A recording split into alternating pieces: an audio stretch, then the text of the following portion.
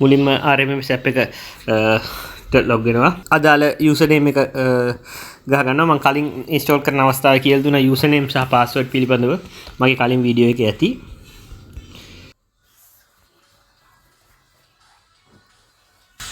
ඔව් දැන් මේකේ ලොගින් එකට අපි කනෙක්ට් වෙනවා. මේක නෙට්වර්ක් ස්පීඩ් එක මත මේක මම කලින් කිව්වා කොහොමද මේ ඩිපෙන්ඩ් වෙන්නේ කියලා. මෙන්න මේ විදිහට අපිට බලා ගන්න පුළුවන් තියෙන එක. මේකේ තියෙනවා RMMS කියලා ටැබ් එකක්. මේ RMMS කියන ටැබ් එකට යන්න ඕන. එතකොට බලා ගන්න පුළුවන් මේ යට තියෙන dashboard, survey, report, export data කියලා. මේ survey කියන ටැබ් එකට ගියාම මුල්ම අවස්ථාවේ තියෙනවා please download the data.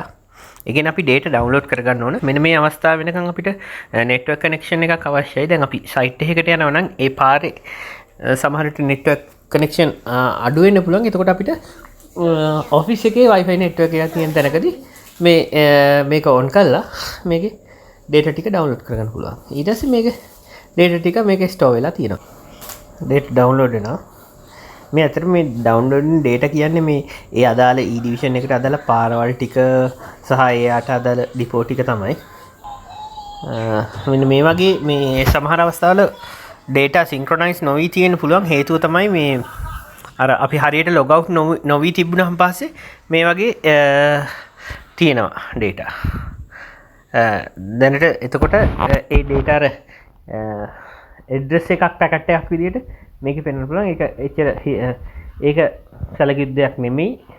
ඒක අර අපේ ඇප් එකේ මෙමරි එකට ගිහිල්ලා මෙමරි එක ක්ලියර් කරාන් පස්සේ මේක නැති වෙලා යනවා. මේක කිසි බාධාවක් නැහැ.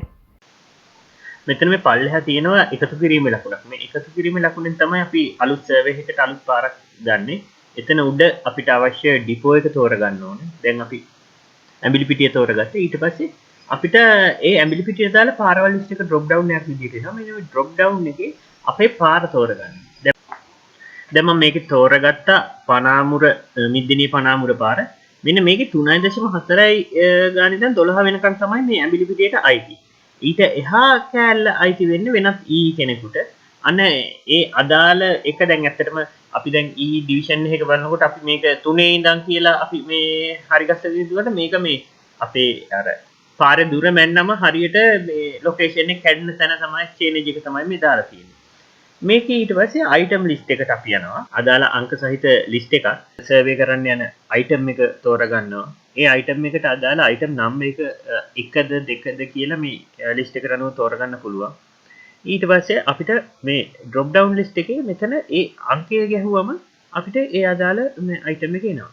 මම මේක ප්‍රොමෝට් කරන්නේ මොකද දැන් අපිට ඇත්තම drop down list එකක් ගත්තාම පස්සේ මේක සමහර item මග ඇරෙන්න පුළුවන්. නමුත් අපේ app එකේ එක පැත්තක මේ share කරපු සියලුම list එක තියෙනවනම් අපිට එකින් එක පිළිවෙලට යන්න පුළුවන්. එහෙම නැත්නම් අපිට දන්නවනම් අපිට දැන් අවශ්‍ය painting කියලා P අකුර type කරාන් පස්සේ select කරගන්න පුළුවන් ඒ අදාළ වැඩ කොටස කරන item එක. අපි sample data එකක් දාලා බලමු.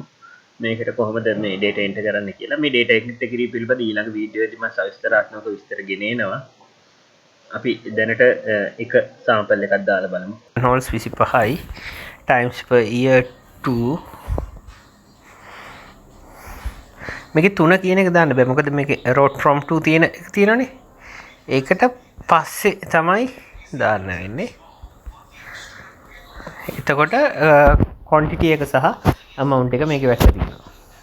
මේක save කරගත්තා. මේ විදිහට තමයි යන්න වෙන්නේ. අපි දැන් මෙතන survey tab එකකට ගියාන් පස්සේ මේ මිද්දිනේ පනාමුර කියන එකේ ක්ලික් කරාම පස්සේ අපිට බලා ගන්න පුළුවන් අපි දාපු මේක. ඇත්තටම වෙන්නේ මේකේ. අපි පාරක යද්දී ඒ පාරේ තියෙන item ගොඩාක් තියෙන පුළුවන්. ඒ item සියල්ල මේක යටතේ බලා ගන්න පුළුවන්. අපිට දැන් ඔෆිස් එකට ඇවිල්ලා මේක සිස්ටම් එකට අප්ලෝඩ් කරනවා චෙක් කරගන්න රීචෙක් කරගන්න පුළුවන් මේ අවස්ථාවේ. ගියා. ඊට පස්සේ මේකේ අප්ලෝඩ් කියන එක දානවා. මෙන්න මේ අවස්ථාවට අයිති වෙනවා අදාළ data අවශ්‍ය වෙනවා. අර කලින් පැකට් එකක් විදිහට තිබ්බ data ටිකක් නැති වෙලා ගිහිල්ලා තියෙනවා. දැන් බලා ගන්න පුළුවන්. දැන් මේක SL RAMs වලට අප්ලෝඩ් වෙලා තියෙන්නේ. ඔන්න ඔක තමයි මූලිකම පියවර. මේකට data එකක් අප්ලෝඩ් කරනවා. මතක ඇතුව මේක හරි විදිහට log out වෙන්න. නැත්නම් අර කලින් තිබුණු ප්‍රශ්නේ එන්න පුළුවන්. ඊළඟ වීඩියෝ එකේදී එක එක data වර්ගවල input fields මොනවද කියලා සවිස්තරාත්මකව අපි කතා කරමු. ඒත් එක් බොහොම ස්තුතියි.